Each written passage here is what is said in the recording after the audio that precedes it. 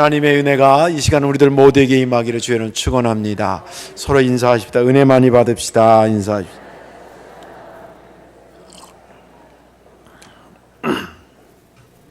말씀의 제목 한번 따라 하십니다. 영생을 바라던 부자에게는 한 가지 부족한 것이 있었습니다. 아멘. 지난 주간이 요한 웨슬레 회심 주간이었습니다. 감리교에서는 상당히 중요하게 지키는 절기이기도 하고 주일이기도 합니다. 오늘 여기에 있는 우리 성도들이 다니는 교단이 내가 정확한 명칭이 기독교 대한감리회예요. 근데 이 명칭을 잘 모르는 교인들이 있어요. 물론 몰라도 천국은 가요. 근데 내가 당신 성이 어떻게 되십니까? 내가 김씨고 그 시조 할아버지의 스토리 하나 정도는 알 필요가 있잖아요. 그러니까 그런 차원에서 당신 다니는 교단이 어디입니까? 요새는 하도 이단들이 많으니까 교단에 대해서 정확한 명칭을 알아야 됩니다. 기독교 대한감리회입니다. 그리고 처음 초대 목사님이 존 웨슬리라고 해서 요한 웨슬레 그렇게도 하는데 요한 웨슬리 목사입니다. 그래서 웨슬리 목사님 이렇게 얘기를 하는데 그분이 이제 이 감리교를 만들게 되기 전에 그는 감리교를 만들려고 했던 사람은 아닙니다. 그가 회심 사건이 있는데 이 회심 사건 이후에 그의 행보가 결국은 감리교를 낳게 된 것이죠. 그런 차원에서 그 행보가 처음 회심한 그 의미를 이제 많은 이야기들을 하고 거기에 대해서 기억하는데 그 얘기를 오늘 처음에 좀 하려고 합니다. 그것이 또 공교롭게도 그 주간이기도 했지만 또 제가 오늘 설교하려고 하는 제가 은혜 받은 본문과 굉장히 상당히 밀접한 관계가 있어서 말씀을 드립니다. 요한 웨슬레는 영국에서 태어난 사람이고요. 18세기 그러니까 1700년도에 태어난 사람입니다. 그리고 그가 회심한 것은 1738년에 그가 회심하게 됩니다. 그 전에 그가 뭘 했냐면 3대째 성공회, 영국 국교회가 성공회였는데 3대째 성공회 목사가 됩니다. 근데 이게 뭐 어떻게 하다 대충 해서 목사 되는 게 아니라 정말 엘리트 코스를 밟고 목사가 됩니다. 영국의 그 유명한 옥스퍼드 대학 신학부를 들어가고 그 특별히 언어에 탁월한 능력이 있어서 히브리어라든지 헬라어라든지 또 라틴어라든지 이런 데에 탁월했었고 또 수사학, 당시의 논리학 뭐 이런 것에 철학 이런 것에 상당히 그 두각을 나타낸 사람입니다. 그래서 나중에 졸업 이후에 옥스퍼드 신학대학에서 교수로도 활동하기도 할 정도로 그렇게 학식적으로도 상당히 우리 감리교 목사는 그래서 조금 유식하다고 이해를 하시면 대부분 맞습니다. 근데 이제 아무튼 그렇게 하는데 그 신학대학을 다니면서 그가 동생 찰스 웨슬리하고 또 몇몇 동료들과 만든 이 모임이 있었습니다. 모여서 뭘 하냐면 기도하고 말씀을 연구하는데 이게 간헐적으로 모이는 게 아니라 매일 정확한 시간에 거기서 모여요. 그래서 그 사람들은 거의 움직이는 시계처럼 그렇게 정확하게 했습니다. 그걸 이제 일종의 경건운동이라고 그렇게 얘기를 하는데 그 명칭이 홀리 클럽이었습니다.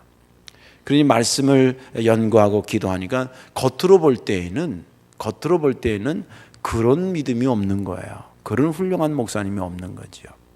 그런데 그가 이게 아니다라고 하는 엄청난 충격받은 사건이 벌어지게 됩니다. 그것이 이제 그의 회심의 고민이 시작되는 시점이기도 했습니다. 그가 이제 홀리클럽에서 활동을 하고 그리고 목사 안수를 받고 미국에 있는 조지아주에 있는 사람들에게 복음을 증거해야 되겠다. 그래서 미국 선교사로 가기를 작정하고 배를 탑니다. 그게 한 1735년경입니다. 그러니까 뭐 배가 얼마나 뭐 튼튼하고 그러지 않았겠죠. 허술했겠죠. 그런데 배가 허술해서 문제가 아니라 가다가 큰 풍랑을 만난 겁니다. 그러기 전에는 모여서 기도도 하고 찬송도 하고 말씀도 연구하고 정말 늘 자기가 하나님을 잘 믿는 사람으로 생각했던 자신에게 세상에 그런 두려움이 몰려올 줄은 상상도 못했던 겁니다. 배의 난간을 붙잡고 죽을까 봐 정말 사지가 덜덜덜 떨릴 정도의 공포감에 휘어잡혔습니다. 그런데 물론 본능적으로 사람이 그렇게 저로부터라도 그렇게 할 수 있겠지만, 그를 더 힘들게 했던, 그리고 또 새롭게 자기 신앙에 대해서 깊이 고민하게 했던 사건이 같이 벌어졌는데, 자기는 지금 목사고 이게 난간을 붙잡고 덜덜 떨고 있는데 어디서 찬송가 소리가 들리는 거예요. 또 한 사람이 아니라 여러 사람들의 목소리의 찬송가가 아주 편안하게 그 배 안에 어디서 들리는 겁니다. 아니 지금 배 안인 자기 그 똑같은 사람 상황이지 않습니까? 자기도 죽을 것 같은 걱정이 있는 거고, 저 찬송 부르는 사람도 죽을 것 같은 걱정이 똑같은 상황인데, 자기는 지금 떨고 있고 하나는 찬양을 부르고 있다는 거예요. 이 목사로서 얼마나 괴로웠겠어요. 그래서 어떻게 해서 가서 보니까 그 찬양했던 그룹들이 누구냐면 당시에 독일에 있었던 모라비안 교도라고 아주 경건주의에 선봉에 섰던 그 교파 사람들인데, 그 사람들은 평신도들이었습니다.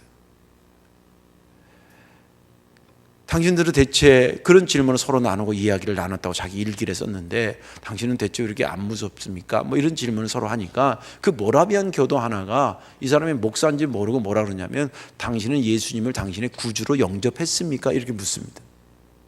그러니까 요한 웨슬리가 자기가 그 질문을 받고 뭐라고 대답했냐면, 나는 예수님을 많이 신뢰합니다.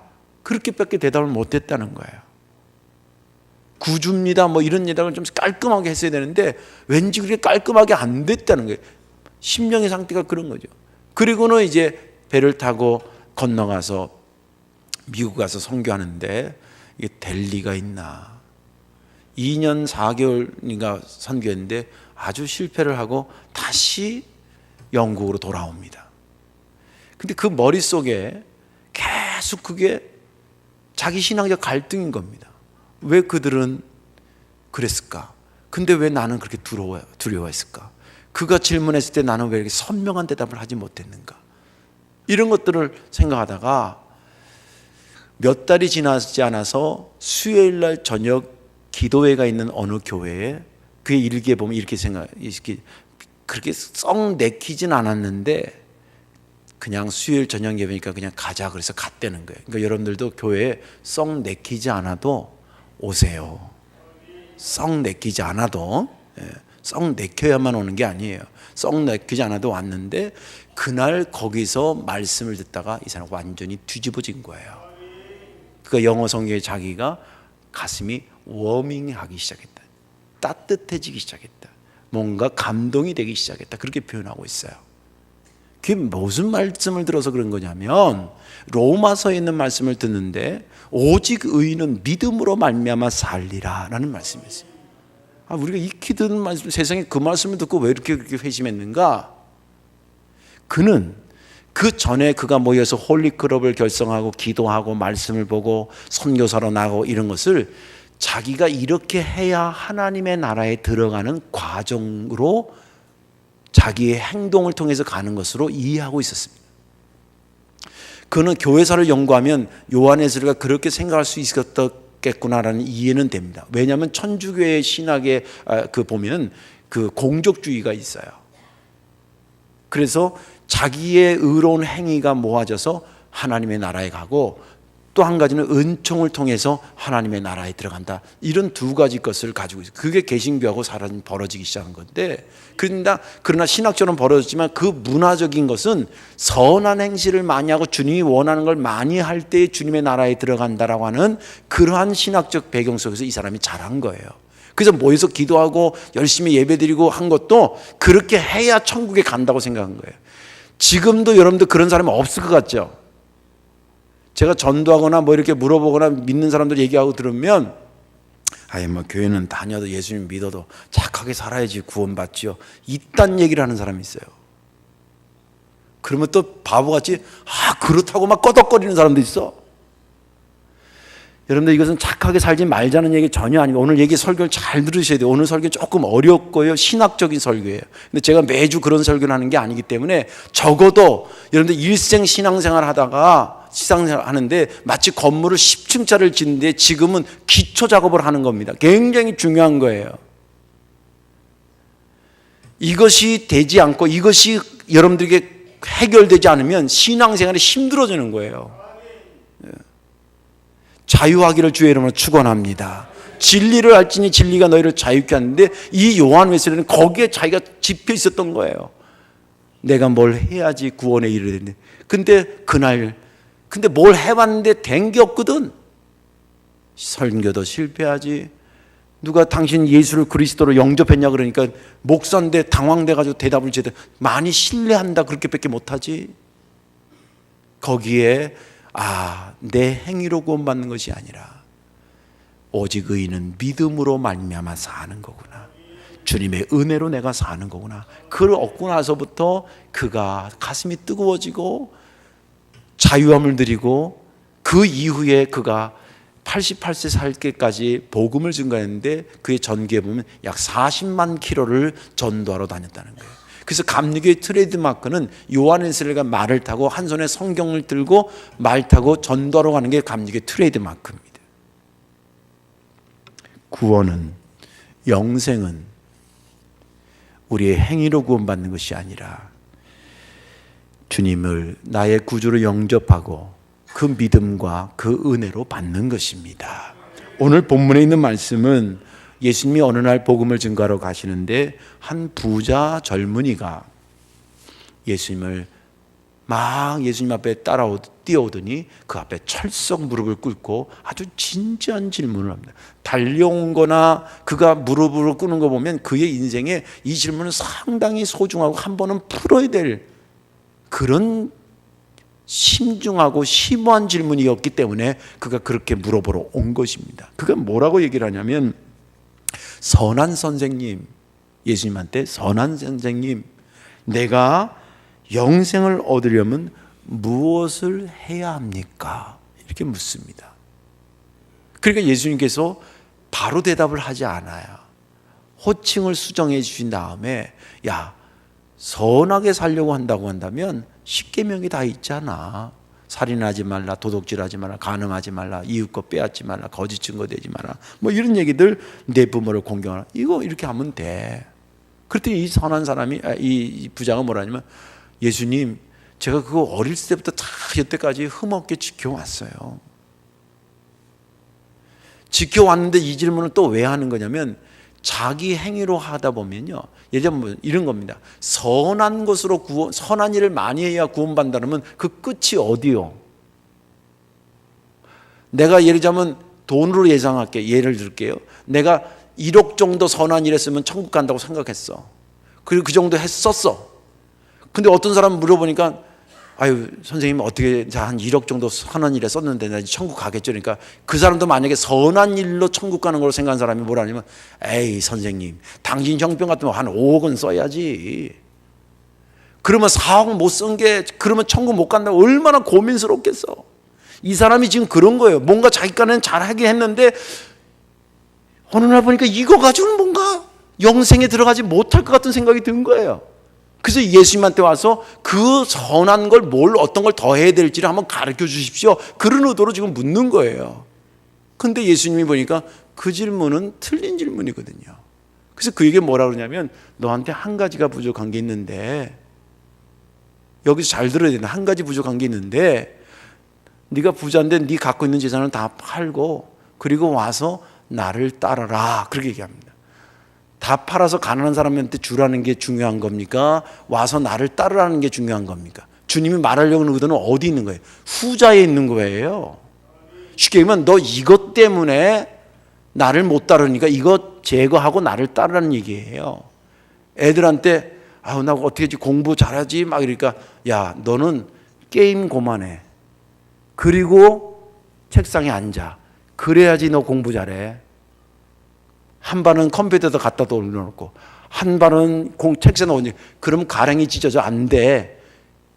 그거 끊고 이렇게 와서 여기 앉아 있어 라고 하는 말처럼 말씀하신 겁니다. 그런데 그 부자 청년이 자기가 갖고 있는 것이 너무나 많아가지고 막 고민하다가 슬픈 기색을 띠고 돌아갔더라라고 성경은 기록하고 있습니다. 그 이후에 나온 제자들의 이야기도 굉장히 중요한데 시간이 없어서 오늘 것까지만 잘랐습니다.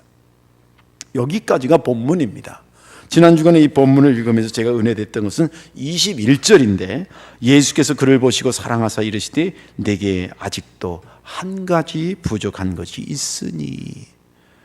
한 가지 부족하다는 게 뭐였을까? 를 계속 묵상하면서 그렇지, 구원은 저가 생각하는 것처럼 행위로 구원받는 게 아니라 예수를 그리스도로 믿고 내 죄를 고백하고 그분의 은총으로 받는 건데 그 사람에게는 그게 부족했던 것이죠. 그걸 생각하고 나니까 내가 구원받았다는 게 얼마나 감사하고 고마운지 몰라요. 오늘도 여러분들, 저와 여러분들이 말씀 듣고, 오늘 설교는 상당히 중요한 건 매주 설교가 중요하지만 여러분들 신앙이 아주 초석 같은 말씀이니까 말씀에 은혜 받으시고 구원은 믿음으로 받고 은총으로 받는다는 신앙 확신을 더하시기를 주의 이름으로 축원합니다. 영생을 위해서 이 부자에게 한 가지 부족한 것이 뭐 있었느냐? 그 첫 한 가지는 뭐냐면 예수님을 믿고 따르는 믿음이었습니다. 이게 부족했던 겁니다. 예수님을 믿고 따르는 믿음이 그에게 부족한 한 가지였습니다. 오늘 본문은 예수님과 한 부자의 대화 내용으로 이렇게 이야기식으로 이렇게 기록되어 있지만 구원은 어떻게 받는가라고 하는 구원론에서 상당히 중요한 비중을 차지하는 본문입니다. 이 부자가 와서 예수님한테 이런 질문으로 이야기를 처음 열었죠. 선한 선생님, 내가 무엇을 하여야 영생을 얻을 수 있습니까? 제가 영어 성경도 찾아보니까 그렇게 되어 있어요. 내가 무엇을 해야지만 구원을, 영생을 얻을 수 있습니까? 제가 오늘 영생과 구원을 막 동시에 번갈아 쓸 때 구원에 대한 이야기를 하는 거라고 이해하시면, 똑같은 의미로 이해하시면 돼요. 얼뜻 이 질문을 보면 여러분들 글쎄요, 들어보세요. 선한 선생님, 내가 무엇을 하여야 영생을 얻을 수 있나요? 이 질문이 틀린 부분이 발견이 돼요, 안 돼요? 얼른 들으면 전혀 잘못된 질문이 아니에요. 그런데 주님께서 구세주로 이 땅에 오신 예수님의 입장에서 볼 때는 이 질문에 크게 두 가지의 잘못된 내용이, 수정해야 될 내용이 숨겨져 있었던 겁니다.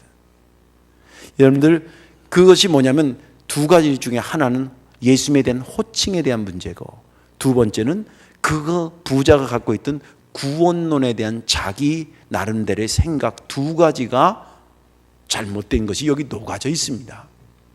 호칭에 대한 것을 한번 생각해 보십시다. 호칭이라고 하는 것은 내가 당신을 어떻게 생각하겠다고 하는 것을 함축해서 부르는 겁니다. 여러분들 저를 목사라고 불러요? 아저씨라 불러요? 뭐 아저씨로 불러도 천국은 가요. 여러분들 저를 목사로 부르죠? 동네나 제가 슈퍼 가면 아저씨라고 불러요. 응? 똑같은 난데 한쪽은 목사님이라고 부르고 한쪽은 아저씨라고 부른단 말이죠. 그 호칭은, 여러분들 저는 목사라고 부르는, 목사님한테 내가 말씀을 배우고 신앙을 지도받겠습니다라는 의도를 가지니까 목사님 부르는 거예요. 근데 저쪽 사람이 아저씨 그런 것은 그냥 이웃에 사는 적당한 중년 사람이다, 그런 의도로 아저씨라고 부른 거예요. 여기 지금 이 사람이 예수님을 뭐라고 부르냐면 선한 선생님 이렇게 불러요. 이 말은 내가 볼 때에 당신은 굉장히 선하신 선생님입니다 는 것을 인정하겠다는 거고, 두 번째는 내가 지금 영생을 어떻게 하면 얻는가에 대한 고민을 갖고 있는데, 내 생각에는 영생은 내가 착한 일을 많이 해야 얻는 것으로 생각하는데 그 착한 일을 내가 나름대로 했는데 좀 모자른데 당신이 나한테 영생 이루려면 이런 착한 일을 해야 돼요 라고 또 다른 착한 일을 나한테 가르쳐 주실 분으로 내가 이해해서 당신을 그렇게 부르겠습니다 라는 의미를 가지고 선한 선생님 그런 거예요. 제 해석이 틀린 게 아니라 맞습니다. 예수님이 그 질문을 들으니까 당신 호칭에 대해서 바꾸잖아요. 그죠? 왜 네가 나를 선한 선생님이라고 그러냐는 거예요. 아니, 여러분 보세요. 예수님처럼 선하신 분이 어디 있어요? 선하기로 치면 기적을 일으킨 것도 선하신 거죠. 말씀의 내용도 선하시죠. 능력을 베풀어서 오병이어를 기적 일으켜서 여러분 배고픈 사람들 먹인 게 얼마나 선한 일입니까? 아픈 사람 기도해서 낫게 해준 것이 얼마나 선한 일입니까? 그것처럼 선한 일이 있습니까? 마지막에 우리를 죄에서 구원하기 위해서 십자가 지신 것까지 생각하면 선한 일로 치면 그분처럼 선한 분이 어디 있어요? 그 선한 선생님이라고 얘기한 것은 틀린 게 아니에요. 맞는 거예요. 어떻게 착하게 살아서 우리가 축복받을까라는 관점에서 본다면 예수님처럼 선한 선생님 맞아. 근데 이 사람은 지금 어떻게 착하게 살아서 축복받는 자를 의미하는 게 아니라 어떻게 해야 구원에 이르고 영생을 얻느냐는 질문에 이 질문은 틀렸다는 거예요. 차라리 이 사람이 이 땅에서 어떻게 복받고 사느냐라고 하는 질문으로 선한 선생님 내가 어떻게 해야 이 땅에서 복받습니까? 라는 질문으로 바꿨으면 정말 좋은 질문이었을 거예요. 그런데 자기가 그렇지 못하기 때문에 그가 갖고 있는 생각이 구원은 착한 일을 많이 해야 받는다고 생각했던 거예요. 그러니까 예수님을 볼 때에 예수 그리스도시여 라고 고백을 해야 정상인데 그는 예수를 그렇게 볼 수가 없었던 거예요. 착한 선생님, 선한 선생님으로 봤던 겁니다. 주님께서 그것을 바꿔놨습니다. 물론 그 사람의 의도는 나쁜 의도는 아닙니다. 그렇지, 어떻게 하면 좀 착하게 살까? 그래야지 천국에 간다고 생각하는 게 잘못된 거지. 잘못 알고 있는 거지. 못된 악의적인 의미에서 그런 질문을 한 것이 아니고 자기를 드러내기 위해서 그런 것도 아니에요. 거기에 주님께서 내 호칭을 그렇게 부르지 말라 그러는데 왜 그러냐? 겸손해서 그런 게 아니라 이가 갖고 있는 구원관에 대해서 잘못됐기 때문에 그런 관점에서 나를 보면 안 된다고 얘기하는 겁니다. 이 사람이 갖고 있던 구원관은 뭐냐면 조금 전에도 얘기했지만 내가 의로운 일과 선한 일과 착한 행실을 많이 해야 구원에 이른다. 신학자는 자력구원이라고 얘기합니다. 근데 이건 틀린 말이에요. 단어 자체가 틀린 거예요. 구원이라고 하는 것은 내가 물에 빠져서 도저히 헤어나지 못할 때 건짐받는 것을 구원받았다 그러는 거예요. 저는 수영을 할 수 있을 것 같아요? 못했을 것 같아요? 저는 수영을 초등학교 때부터 배워서 좀 합니다. 그래서 웬만한 데는 던져놓으면 이렇게 헤쳐나와요. 근데 우리 집 사람은 빠집니다.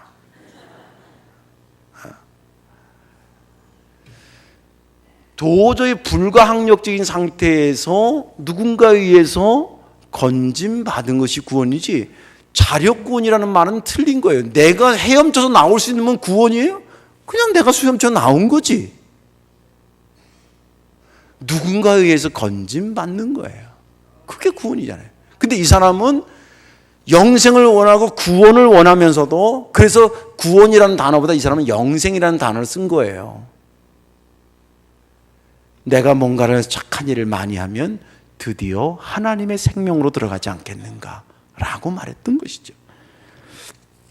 그래서 그가 17절에 말하기를 선한 선생님 내가 무엇을 해야 구원을 얻을 수 있습니까? 라고 질문해요. 무엇을 해야?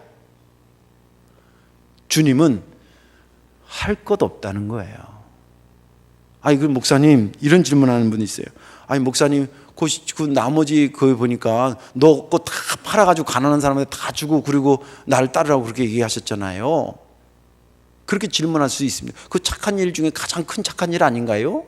그 전에 10계명 지켰던 것보다 더 훨씬 더 착한 일 같은데 그 문장 전체를 이해하지 못한 것입니다. 제가 아까도 얘기한 것처럼 주님은 네가 나를 믿고 나를 따라야 구원에 이른다고 하는 것을 말하고 싶은데 너를 붙잡고 있는 네 발목을 붙잡고 있는 게 뭐냐면 돈에 대한 욕심이라는 거예요. 사람마다 달라요. 그런데 전도하다 보면 이런 분들 있잖아요. 내 교회 가는 건 좋은데 난 그 낚시 땡기는 그 맛을 못 놔. 그 손맛이 말이야 당신 모를 거야. 아니 예수 믿어도 예수 믿는 맛이 있으니까 난 그건 모르겠고 다다다다다다 할 때 그 손맛, 그 맛을 못 나서 교회 못 오는 사람한테 당신 정말 구원받기를 원하면 낚싯대 버리고 오셔야 됩니다. 그렇게 말할 수밖에 없잖아요. 어떤 사람은 그것이 자기 취미일 수도 있고 세상적인, 제가 전도하다 보면 또 이런 사람이 있어요. 목사님 참 좋으시고 제가 교회 가려고 그러는데 저쪽 교회에서도 그랬어요. 제가 요걸 좀 하거든요. 요걸 하는데 요걸 끊고 얘도 끊으면 오겠다는 거예요. 근데 제 주장은 먹고 펴도 와라.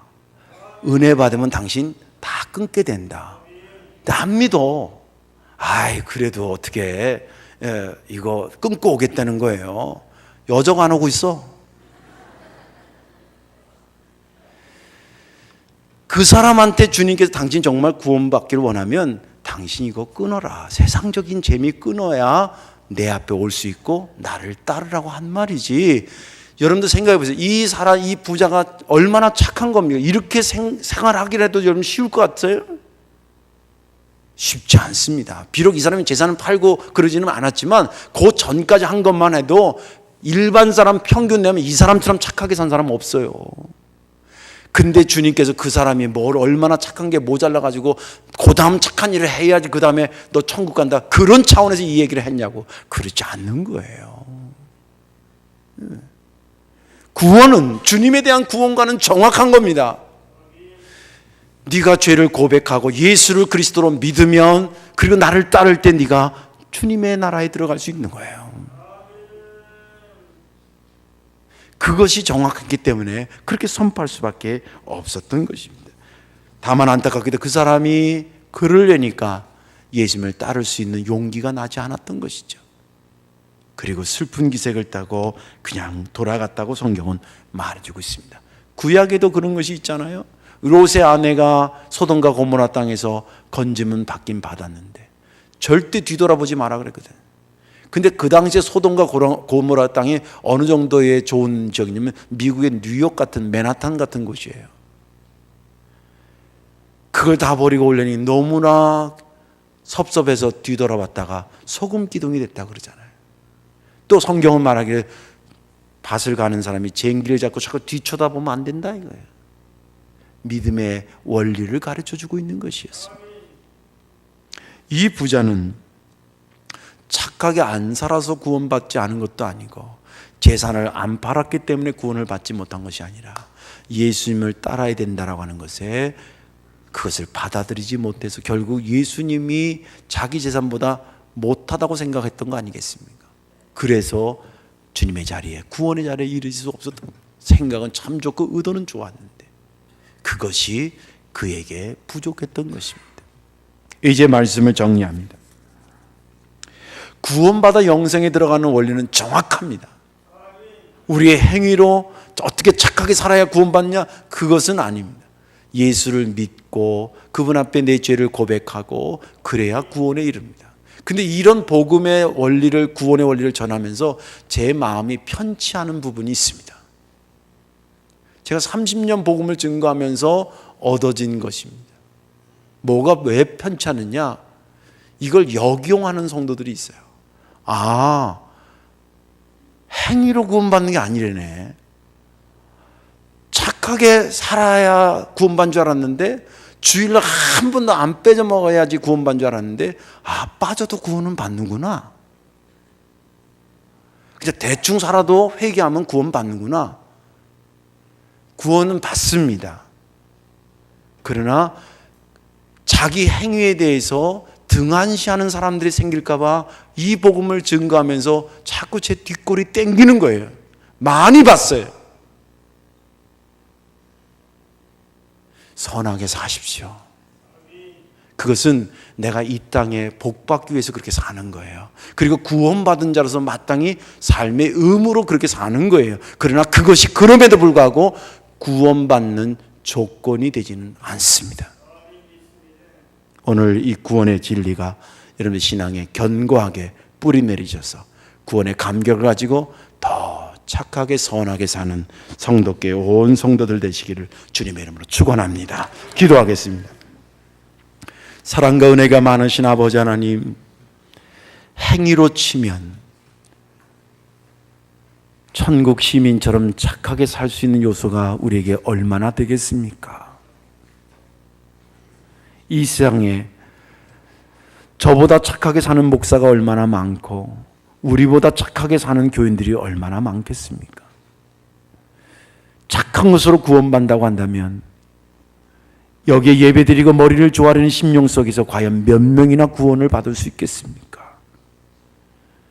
그런 안타까운 사정을 주님이 더 잘 아시기 때문에 이 땅에 친히 인간의 몸을 짓고 오셔서 우리의 죄를 담당하셔서 죄 없는 예수님이 십자가에 달려 죽으시고 구원의 원리를 만들어 놓았거늘 아직도 우둔하여서 착하게 살아야 천국 가지 않겠냐고 생각하는 어리석은 생각이나 또 역으로 믿음으로 구원받은 거니까 내 행실은 대충 아무렇게나 살아도 회개하면 될 거라고 하는 안일함에 빠지지는 않는가. 다시 한번 머리를 조아리며 구원의 원리를 은혜로 주신 주님 앞에 저희들이 회개하는 심정으로 머리를 조아립니다. 자비하신 아버지 하나님, 큰 은혜를 받았으니 큰 은혜 받은 사람답게 살아가는 아름다운 향기 나는 성도들이 우리가 되게 하여 주옵소서. 감사드리며 예수님의 이름으로 축복하며 기도하옵나이다. 아멘.